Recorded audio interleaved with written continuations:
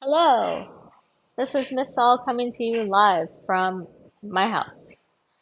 So, we're going to do this lesson online, but if you have questions as you work through it and as you watch this video, real life Miss Saul is probably walking around, probably not that far from where you currently are sitting. Okay? So, we're starting with this video. The first part of this lesson is actually review of our very first lesson that we had this school year, way back in August. And I don't blame you if you don't really remember it, because I don't really remember what I ate for breakfast today. So, I get it. So, we're going to kind of do a very thorough but quick review. Okay? So, we're going to start with simplifying square roots. And then the back, we're talking about rational numbers and exponents that are rational. Okay? So that's kind of the game plan. So let's start with simplifying square roots. Okay. So the way that we simplified square roots, the way that we did it back when we learned it in August, is that we started by breaking it down into prime numbers. Okay, so we break down a number into primes.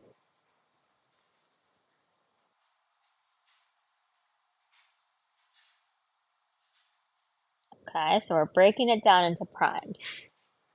So that was our first step.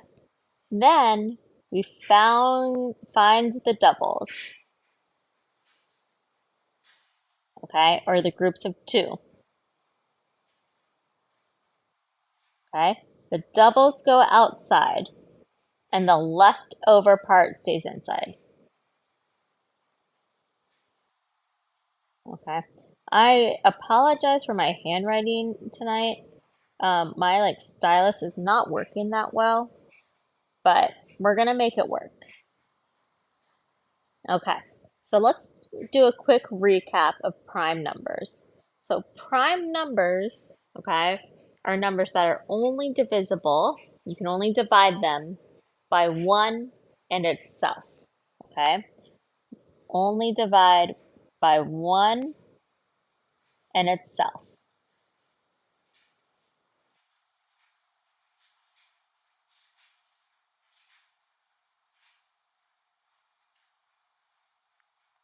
Okay, and let's think about some examples of prime numbers.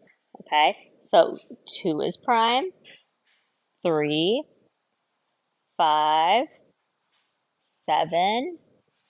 Okay, you guys might be thinking, okay, is 9 prime? No, 9 is not prime. But then 11 is, and 13. Okay, it's lots of odd numbers. 2 is actually the only even number that's prime. But there we go. So there's a list of some examples of primes.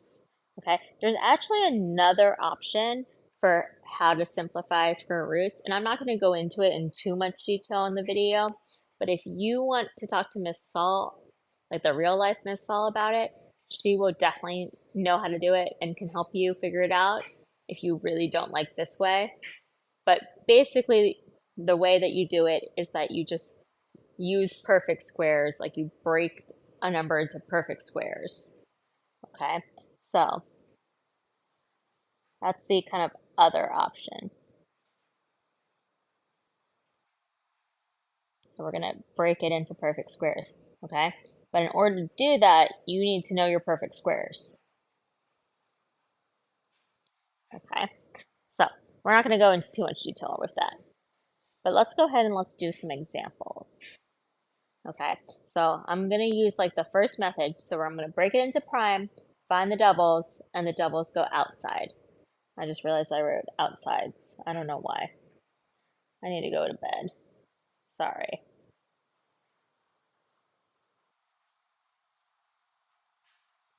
Okay, cool. So let's do this example, the square root of 28. Okay, so I'm breaking this down into two numbers that multiply to 28. And I'm going to try to get prime numbers.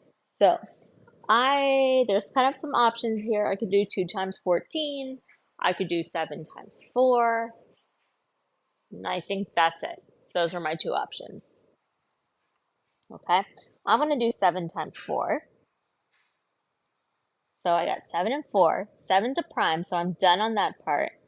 And then I'm going to break 4 down into primes. That's 2 times 2. Okay?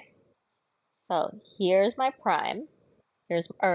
Sorry, they are primes, but here's my double. Okay, so the double goes on the outside of my radical.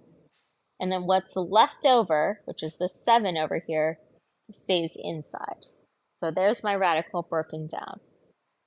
Okay, I want you to try the square root of 27. Okay, and if you're just sitting there and you're like, oh, you're going to go over it in the video, I'm not going over it in this video. So you need to try it, and you can ask Miss Sol for help, but try it.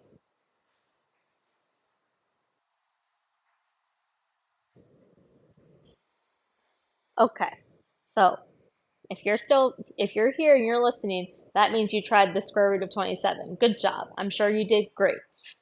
Okay, now I'm going to go ahead and I'm going to do this example that has a variable.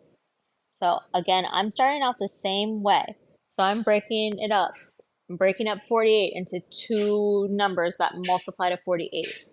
Okay, and we have a lot of options for 48. We could do 8 times 6. We could do 4 times 12. We could do 24 times 2. Okay, so like there's kind of some options here. I am gonna do, I don't know. Let's do 2 times 24. That feels nice to me. Okay, so we got 2 and 24. 2's prime, so we're done on that side. Now I'm going to keep going. I'm going to break up 24. Okay? 24 is 2 times 12. Okay. 2's done. Got to break up 12 though. 12 is 2 times 6. And then 6 is 2 times 3. Okay? Now I've broken it down and there's only numbers left that can't be broken down anymore. So now I'm looking for my doubles. Okay, so I have one set of doubles here, another set of doubles, and then I have this leftover 3. Okay, cool. So I know that for the number part, I'm going to have 2 2's outside and a 3 inside. Now let's look at my variables. Okay, x to the third is equal to x times x times x. That's x to the third. It's x 3 times. Okay, and now again, I'm looking for my doubles and then what's left over. So here's my double, here's my leftover. So now final steps, I'm going to kind of write out what I have. Okay, so I have 2 times 2 times x. Okay, and then the square root of what's left. So I get 3x left over. So there's my whole thing. If I wanted to simplify it a little bit, which I do because I like making things simpler, I would do 2 times 2, and that's 4 times x square root of 3x. Okay, there we go. So that's how you do it when you have exponents and numbers. Okay, you kind of just do it in two different parts. Okay, I want you guys to try this one. Okay, try it out. Again, I'm not going to do it in this video. I'm sorry. But if you need help, I will help you. Okay, you can work with the people sitting near you too. Try it out. Okay, but the last thing we're going to talk about is what changes when we need to simplify a cube root. So now, instead of having a square root, we have the cube root. Okay, so the only thing that changes here, and you guys probably remember this, maybe you do, maybe you don't, okay, is when we're doing a cube root, you see this little 3 here, this little 3. Now we're not looking for doubles, we have to find triples. Okay, or groups of 3, sorry.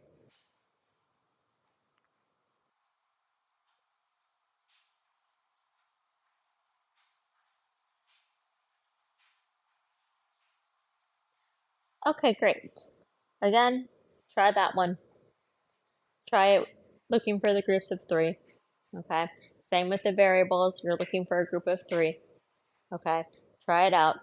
I'm not going to sit here and do it. I am going to go ahead and I'm going to write the answers though down here. So I'm not writing all my work. I am writing the answers so you can check your answers. Okay. So like this one is going to be 3 root 3. This one, okay. The only thing that, since we have that 3 out front, we're still going to have the 3. So we're going to have 3 times 3 times s. And then inside we should have 5. And we have 1. Oh, wait. Sorry. I did that wrong. Oh my gosh. Sorry. Okay. Okay. So we have 3 times 3. And then we're going to have 2 s's outside because we have 2 groups of 2. And then inside all we have left is 5. There we go. Okay. This one, we're going to have 3x outside. Okay. And then inside we have 2. We're going to have an x left over and a y left over. Okay, cool. Those are the answers. I didn't show any of my work, but now you can check your answers. Okay, let's kind of turn the paper over. And we're now talking about rational numbers or ratio numbers. Okay, so kind of a quick recap of rational numbers, which I know you've talked about before because I used to teach it when I taught 7th grade. Rational numbers has that word ratio inside of it. Okay, rational numbers means that it's just a number that can be written as a fraction. That's what a ratio is, basically, a fraction. Okay, so rational numbers are just basically fractions. Okay, it includes whole numbers too, because all whole numbers are technically also fractions, but it's just things that can be written as a fraction. Okay, so that's what we're going to write in here. Can be written as a ratio or a fraction.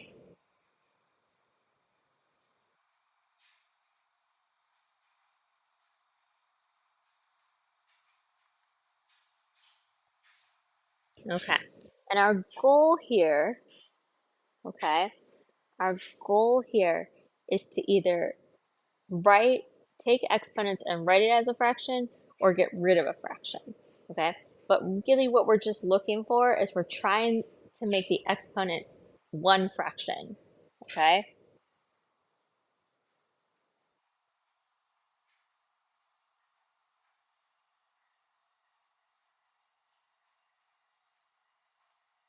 Trying to make exponent a fraction. Okay?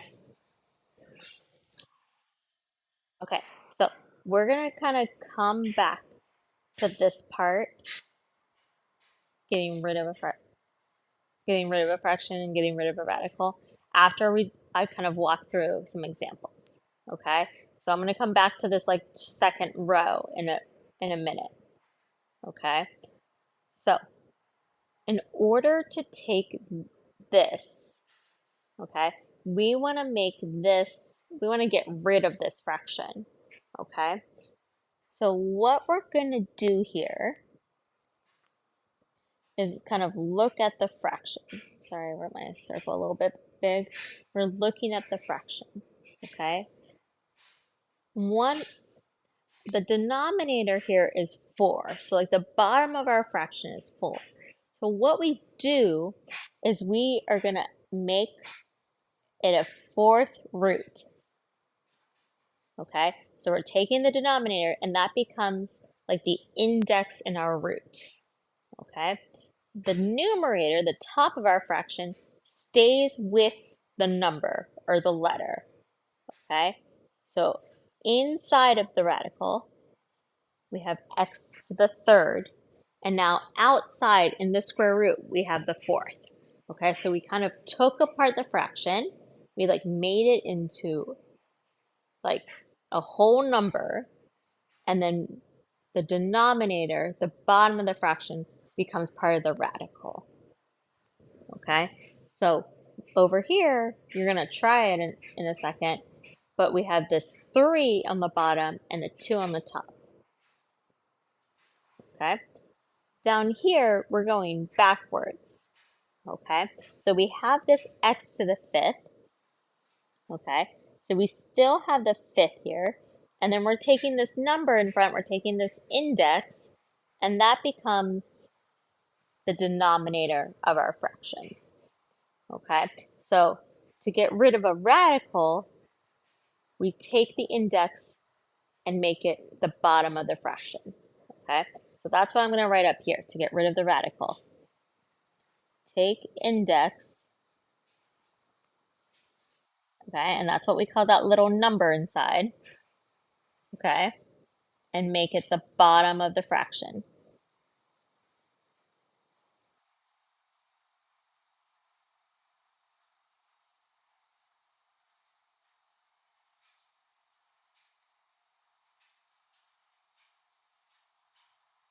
Okay, to get rid of a fraction, okay, it's like the opposite. The bottom goes, I guess, like inside or out, or I guess outside the square root. Okay,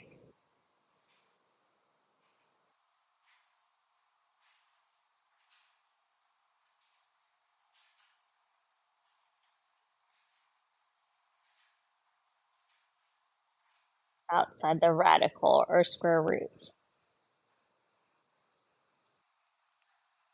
Okay, but it's not like a big number outside the radical. It's just like the little tiny one.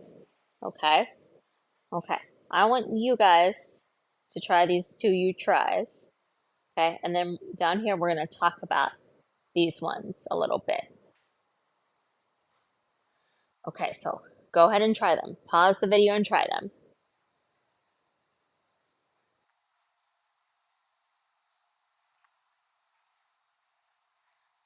Okay, we're actually going to go over these two because this is kind of new to us. So again, the denominator of the fraction, the bottom of the fraction goes outside the radical here. Okay, so here we go. I write like this. Okay, the 3 goes outside the radical. The 2 stays with the y. So the 2 goes inside. Okay, now this one, we have m. We still have the 4, but then this root goes on the bottom of the fraction. So the 6 goes right there. So it's 4 to the 6. Okay, this one's actually kind of an interesting case because we can actually simplify this fraction too. This like little denominator or this exponent here, we can simplify it. So instead of writing 4, 6, we can simplify it and say 2/3.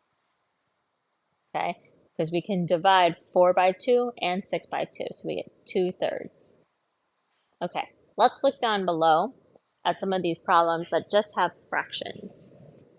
Okay, so I'm only going to do a few of these, but let's talk about them and then I'm going to have you try the rest. Okay, so this one right here, this first one, okay, the base doesn't change. But when we had something like this back on Friday last week, we discovered that if you had the same base and you were multiplying these two things, all you have to do is add the exponent. Okay, so we're adding the exponents here. Sorry, that's an ugly plus sign. I really tried. It was not great. Sometimes you try things and you're just not that good at them. And that's okay. Okay, here we go. Let me try again. That's better. Okay, so we're adding 3/8 plus 2/8. Okay, quick recap for adding fractions. You add the numerators and then the denominator stays the same. Okay, so the denominator of 8 stays the same, but then we're adding 3 plus 2 Okay, so we should get 5/8. Okay. Over here, when you're dividing fractions, you have to subtract the fraction, the exponents, okay? Or when you're dividing things with exponents, you subtract them. I feel like I phrased that wrong, but we'll be okay. Okay? And adding and subtracting fractions is basically the same. You add you add or subtract the numerator and you keep the denominator or the bottom the same. Okay, so try B and C. Okay. I don't know if you remember what we do when we have like the power to a power, but here we're multiplying these fractions. Okay, so let's do this first one. We're going to multiply.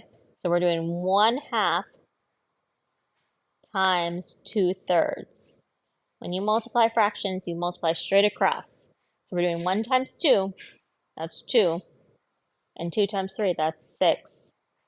Okay, and if we want to, which I do, I want you to, we're going to simplify this fraction. So 2/6 simplifies to 1/3. Okay, so we get x to the 1/3 power. Okay, so we're doing basically the same thing for E and F, so I want you to try those. Okay, that was kind of a quick summary of things with rational exponents. We're going to do a little bit more practice together with rational exponents, like pretty shortly, but finish up the rest of the sheet, the ones that I didn't do. Okay, and if you are confused or have questions, ask Miss Saul, like the real one, not this. Don't talk to your computer screen or your iPad. That's kind of weird. But yeah, so peace out. Sayonara. Hope you guys have a good day. Bye.